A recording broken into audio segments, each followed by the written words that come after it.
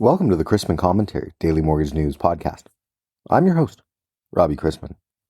Topics on today's episode include the SEC seeks comment on MBS, my interview with Neo Home Loans' Ryan Grant on a growing shift in mortgage as originators seek platforms that offer true operational control, pricing transparency, and long-term business support, and why so much of the rate discussion hinges on the trajectory of real consumer spending. Looking for smarter home equity solutions? Established in 2016, Spring EQ is now one of the nation's leading non-bank home equity lenders, giving partners more ways to serve customers. Choose from a variety of products, including fixed line, their unique take on a fixed-rate HELOC, along with traditional HE-loans and HELOCs. Known for speed, service, and innovation, Spring EQ makes tapping into home equity easier. Learn more at wholesale.springeq.com. Fannie Mae's Economic and Strategic Research Group projects new and existing home sales to total 4.72 million in 2025 and 5.16 million in 2026. Single-family mortgage originations activity is expected to total 1.85 trillion in 2025 and 2.32 trillion in 2026, with the refinance share rising from 26% in 2025 to 35% in 2026 on the lower mortgage rate outlook. Loan originators also care about trends in rentals, and on a more granular level, a story from the apartment building side of things from San Francisco reports that a huge owner of apartments is in default. If true, that's not good. Shifting to rates, following the Fed's first rate cut in nearly 9 months, policymakers are increasingly divided on the path ahead. While Fed Chair Powell struck a tone of cautious optimism about the economy last week, others like Governor Murin and Vice Chair Bowman warned of labor market risks and advocated for deeper cuts. Stronger than expected Q2 GDP growth and persistently high core inflation at 2.9% have confounded things, forcing the Fed to carefully weigh inflation control against potential labor market softening. Housing remains under pressure from high prices and elevated mortgage rates, with existing home sales declining slightly and new home sales surging only due to aggressive builder incentives. Inflation continues to run hot, with core prices up 2.9% year over year, and consumers remain wary. Sentiment fell to a 4-month low amid rising concerns how high prices are eroding personal finances. While layoffs remain low and job creation stable, the labor market shows little dynamism, and economists caution that current spending levels may not be sustainable without stronger income growth, as households increasingly rely on savings to keep up. On September 26th, the U.S. Securities and Exchange Commission, or SEC, issued a concept release seeking public comment on potential improvements to regulations governing residential mortgage-backed securities and certain aspects of asset-backed securities.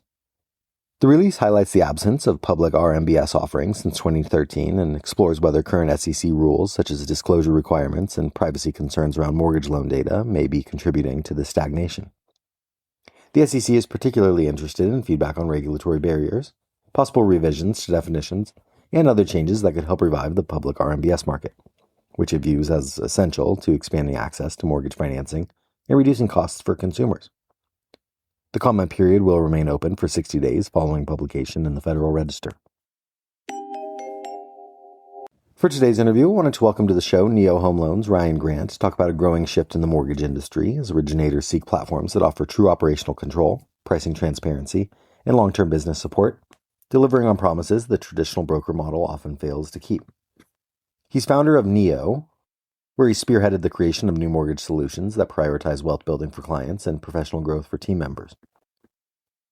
Under his leadership, Neo has become known for its commitment to helping both the Neo team and clients achieve financial freedom. What I love about the mortgage industry is that people are always thinking there's a better way to do things. And so kind of to set the stage here for this interview, your thoughts behind founding Neo, what you feel like its advantages are, and kind of how business has been for you recently. So Neo was created in 2020 really out of necessity for a multitude of reasons. The first was that the brand, we wanted a mortgage brand to mean something to the consumer. Right? If you really look at the landscape of mortgage brands, there's really none that I can think of that actually have a meaning of value to the consumer. Right? And so Neo, the brand, is known for helping families not just transactionally, but for 30 years to help them not just own a home, but to become very successful homeowners. And so everything that we've built and everything that we're doing is really meant to help the consumer, navigate the changes and evolutions of their life, help them plan for the future, help them, manage their liability at a high level, help them set and accomplish real estate goals. Because we know that just buying a home and owning a mortgage or having a mortgage means that you own a home. But if you really want to become a successful homeowner, there's an infinite number of steps post closing that most people don't take, and we are committed to helping them do that. And so we wanted a mortgage brand to mean something to the consumer more than just debt. So that was the just cause meaning behind it. But one of the major reasons why we knew we had to do it was the economics of the mortgage industry. There was a break in mortgage economics in 2020 where there was just an inherent creation of margin expansion, right? There was not enough mortgage professionals to do all the loans that were out there. And inherently, when there's a line wrapped around the building, prices go up, right? And so mortgage companies, both wholesale and retail, created massive amounts of margin and revenue, and that all just went to the company because there was no mechanism in place to get revenue to the mortgage professional, which we consider the entrepreneur. And so what happened was you saw a lot of mortgage professionals leave retail, not because they didn't necessarily like retail, they just didn't like the lack of transparency. And they saw that they could control the economics better in the wholesale slash broker space. And that was very true. The problem is that since that has happened, most mortgage brokers only use a handful of wholesalers. Right? You have your UWMs, your Rockets, your New Reses, CMGs, fill in the blank. Yep. And the reason they only use a few wholesalers is because they want the consistency of business, right? They want to utilize the same systems and processes. They want to know where their files are. They want consistency in talking to the fulfillment team.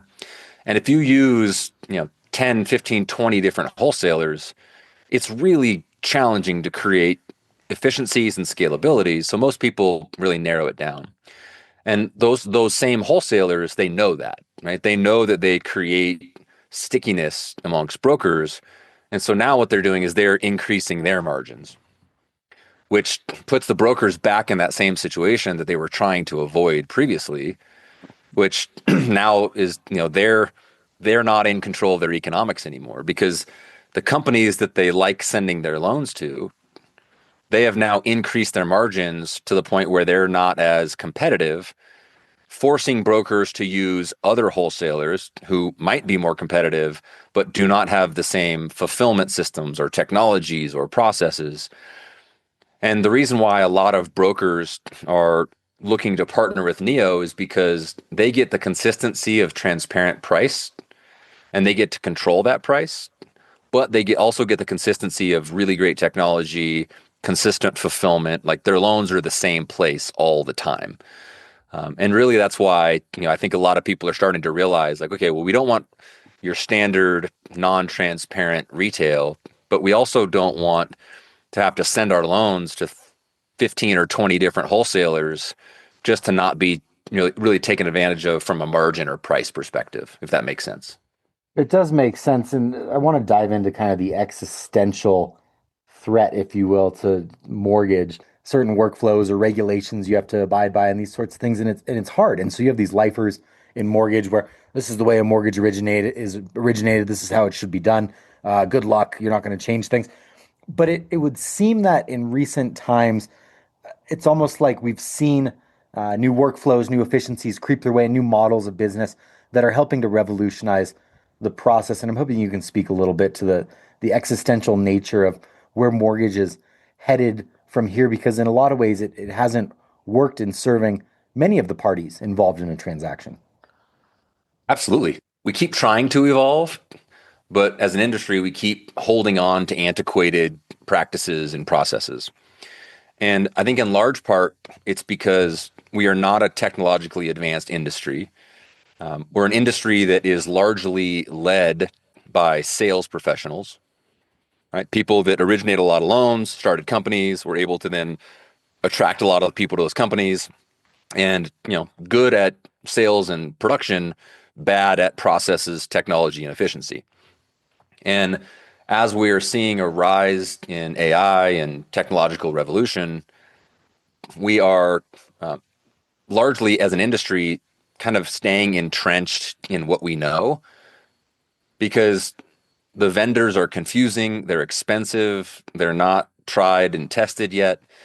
And so a lot of companies are just kind of staying in this wait and see period. And the reason why we were really excited to partner with Better was because, for the last 7 years, Better has been, whether you call it quietly or not quietly, building a proprietary technology that will absolutely revolutionize this industry.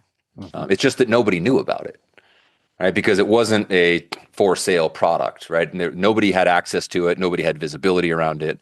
And so when they first saw it or showed it to us, because they wanted us to help the clients that were coming to them asking about buying homes, I genuinely was scared because I didn't know that we had reached that level of technological advancement in the industry.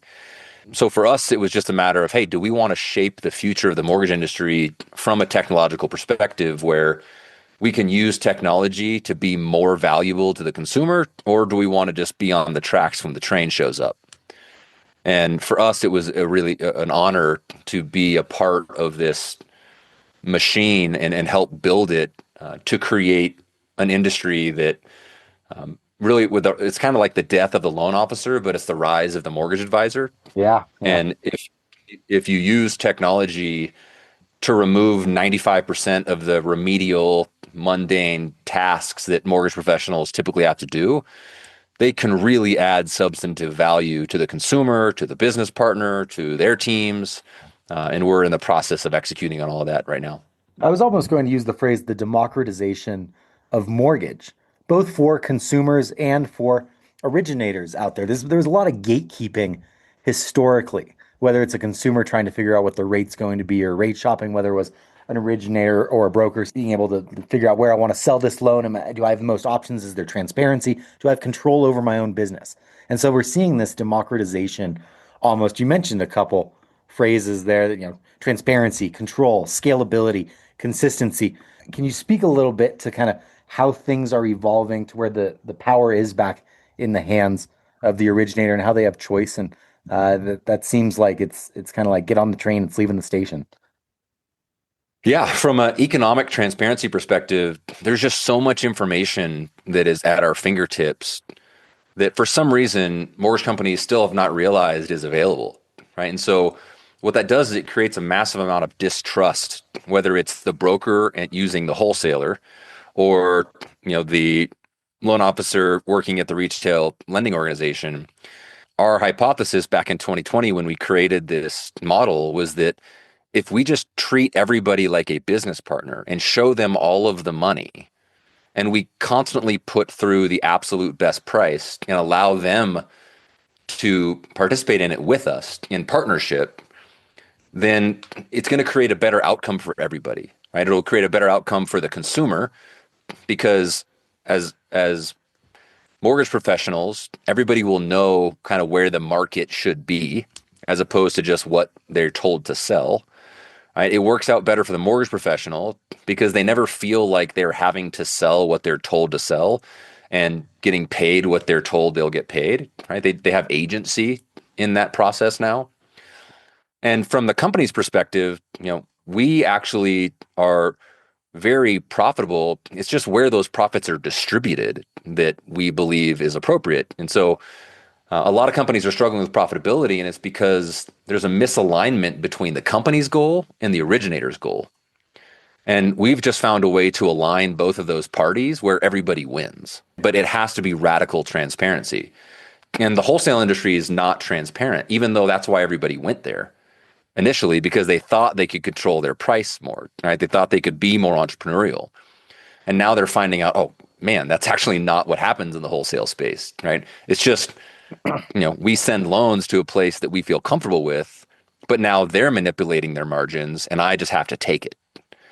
Right. So from a price perspective, that transparency is important. And then from a technology perspective, we have this thought that technology will neutralize cost of a mortgage over time. we believe that we are going to be on the leading edge of that. Like we are going to drive down the cost of fulfillment because of the efficiencies and the technology of Tin Man and the totality of that system. But at some point, like, but Tin Man might be sold to other mortgage companies, or other rivals may create something, or vendors will create something that also brings down the cost for other competitors. And so once that happens, right, once our cost of fulfillment is relatively neutralized, then who you choose to do your mortgage is going to be largely just based on value. And that's where most mortgage professionals are missing the boat. They're still selling, competitive terms, rates, close on time, speed, customer service, communication. They're still selling what is expected. And the mortgage professional of the future is going to offer what is not expected, but what is genuinely needed in the life of a consumer. And that's all the ancillary benefits post-closing. Let's talk talent wars a little bit in the industry, if you will, because there's always movement when it comes to good talent or good origination talent going from one company to another. And oftentimes they're sold on things that maybe don't come to fruition. What are the best ways for top origination talent out there to vet what company they want to work with? What are, I guess, at Neo, what are some of the things you feel like you can really back up promises to those really talented individuals when you're talking about them joining the team? Yeah, this is a really great question. And we actually teach the mortgage industry how to, like the same way that your standard client doesn't really know how to shop for a mortgage, your average mortgage professional doesn't really know how to evaluate or due diligence on a mortgage partner, because we're not taught that as mortgage professionals. We don't know anything about mortgage economics, right? All we really know to ask is, do you have good rates? What's your comp? And do you have good ops? And that's why mortgage professionals move. And I think we're getting a little bit smarter as an industry, but not smart enough, because the main driver in talent moving from one company to the next is sign-on bonuses. And that is literally the worst thing you could do as a mortgage professional, is accept a large check, right? Which then locks you into a bad contract where you give up your rights as an entrepreneur. And then you are just subjected to whatever the company tells you to sell, and they will pay you whatever they want to pay you. And you can't do anything about it because you took this large sum of money. And so the industry plays on two common emotions, right? One is fear, and the other is ego.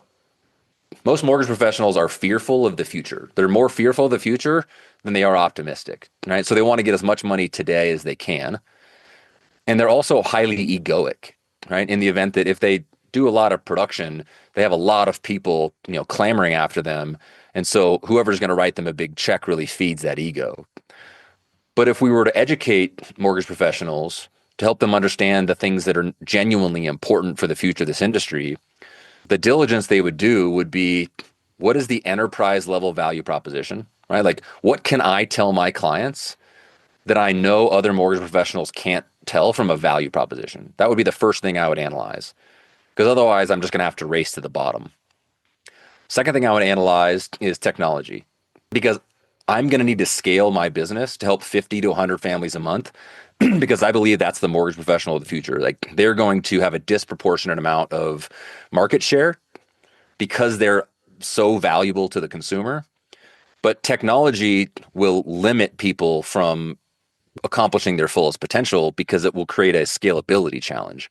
In the past, for the last 20, 30 years, our industry has solved scalability through human beings, right? Just hiring more bodies. And that's created higher margins and higher overhead. It's created the, evil cycle of hiring and firing as the industry, as markets change. But technology will create massive scalability. It will create consistency of, team structure and team support. You won't have to hire and fire nearly as much. And it will lower the cost of fulfillment, meaning that mortgage professionals can be more competitive and more profitable at the same time, right? But again, we've all dealt with really antiquated bad technology for years, and we know that everyone has it. So nobody's really looking for technology as a superpower. But if they saw Tin Man, if they saw what we have it better, they would really change that way of thinking. At least the ones looking far enough into the future would. Yeah. Economics. would be part of their due diligence. They would just say, look, can I see and control every dollar and every basis point that comes into the organization from my business? If the answer is no, it's a non-starter, right? And I'm not saying they have to get all of the money, right? I'm just saying that they have to know about it, and then they have to be in agreement as to how it's distributed appropriately. And that's where most companies fail. Right? You have no idea what the corporate margins are.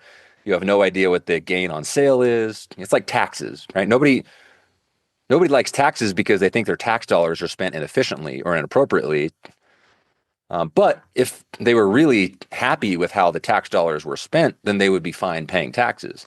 It's a similar concept in mortgage. You are paying something to your mortgage partner or to your wholesaler.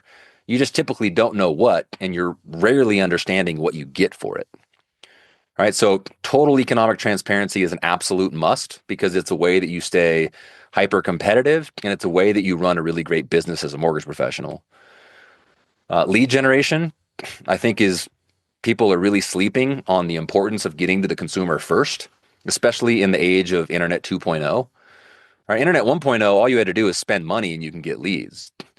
Internet 2.0 is not like that, right? It's where it's a subscription model. Now people pay $20 to chat, and mortgage professionals show up based on merit, based on content, right? Based on what these AI engines are finding. And we are really leading the charge on that.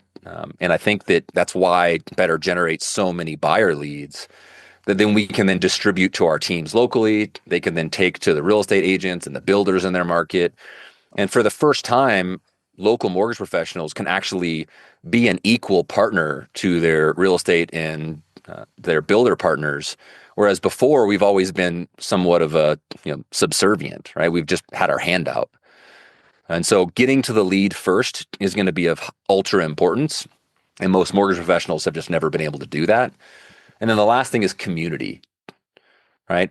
If there's so many mortgage professionals feel like they're on an island, and even more so today in a disconnected world where everything's up to them. If they want to get better, they have to figure out how. If they want to grow their team, they have to figure out how. If they want to generate more business, they have to go find a coach or figure out who can help them. They don't necessarily you can't go to school to be a good mortgage professional. And so people are actively searching for community, and mortgage companies should be that community. Right? People shouldn't have to go outside of their organization to figure out how to be a more valuable mortgage professional, right? To grow their business, to figure out how to run a better mortgage business themselves, like the economics, the scalability, the tech. But unfortunately, if you really surveyed the mortgage industry, 9 out of 10 mortgage professionals would tell you they're on an island, even if they're at a company or in some sort of online, brokers are better community. They still very much feel like they're swimming upstream alone. Yeah, this stratification has been interesting because for all the ideals that you talk about and for all the companies out there that aren't meeting the needs of a modern sales staff, there are companies doing it well. And you would say that you're doing it well, Better's doing it well. There are companies out there that are practicing these ideals currently. And so to use the old kind of Wayne Gretzky idiom, I'm not skating to where the puck is. I'm skating to where the puck's going, and that's where I'll close the interview with you today. Where is it head from here? Where does it go? How does it continue to get better? What does a modern experience pushing forward look like as we move into 2026 and beyond? Great question. The modern mortgage professional is going to generate their own business without relying solely on their database and their referral partners. They're still going to obviously have a lot of that business coming in, but they're going to meet their business partners at a kind of an equal footing in terms of lead generation. And that's going to happen through really through AI and Internet 2.0 search. And because the consumer is going to start their journey more and more in a financing component than they are a real estate component. And as mortgage professionals, we'll have the benefit of getting access to that client higher up the funnel in their kind of home buying journey. From there, they need to make sure they're partnering with an organization that offers world-class technology and AI, but at the same time treats them like a business partner and an owner, where they're not locked down by legacy contracts. And they have access to every dollar of revenue and they see every dollar of revenue and they participate in partnership with that company to develop something that's a win for all parties.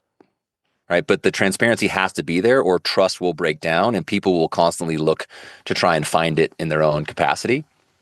Ultimately, none of this will work unless the mortgage professional can separate themselves from a value perspective. Now, you could go online and you could find, Nike Air Force Ones at 5 different websites, the same exact shoe, 5 different websites for 5 different costs, ranging from $60 to $90. That's the mortgage industry, right? We're all selling the same product. We're just selling it for different price points. And so as the consumer, they're thinking, well, it's the same thing. It's a mortgage anywhere I go. Why wouldn't I just get the cheapest? And that's going to create a race to the bottom. It's going to create massive problems for companies to create profitability and scalability. So the mortgage professional of the future will find ways to show value to their consumer before, during, and after the transaction in a way where that client really should not compare one mortgage professional's offering versus another. But historically, we have not done that. But that is the key to a very successful mortgage future, is differentiation based on value. Yes, because at the end of the day, it is a commodity. I'm encouraged by all these productivity tools, AI out there. It's freeing up mortgage professionals to focus on the relationship with the borrower. It's certainly going to be interesting. I've said for a while, why doesn't a true mortgage marketplace exist out there? And that gets back to the gatekeeping discussion we mentioned earlier. But modern consumers demand modern solutions. It certainly sounds like at Neo Home Loans and working with Better, y'all are on an excellent path in doing that, Ryan. I really appreciate the time, and hopefully we'll have you back on soon. Yeah, I appreciate it, Robbie. Thank you so much. Much of the rate trajectory and Fed's upcoming moves hinge on the trajectory of real consumer spending. Retail sales have shown surprising strength, but questions remain about whether this resilience can last if hiring slows further. Ultimately, the Fed has signaled that future rate decisions will depend heavily on inflation data and the durability of consumer demand in the face of a cooling job market. This week's calendar, with month-end tomorrow, includes updates on housing, Fed surveys, consumer confidence, ISM PMIs, factory orders, construction spending, and the usual labor market indicators ahead of Friday's payrolls report. There are also plenty of Fed speakers. Today, we have the pending home sales index for August, followed by Dallas Fed manufacturing for September, and remarks from 5 different Fed speakers.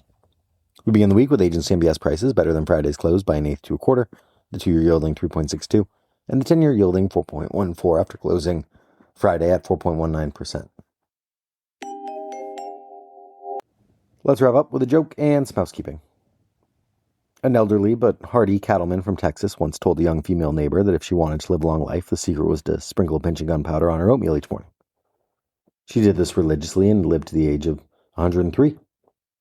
She left behind 14 children, 30 grandchildren, 21 great-grandchildren, 5 great-great-grandchildren, and a 40-foot hole where the crematorium used to be.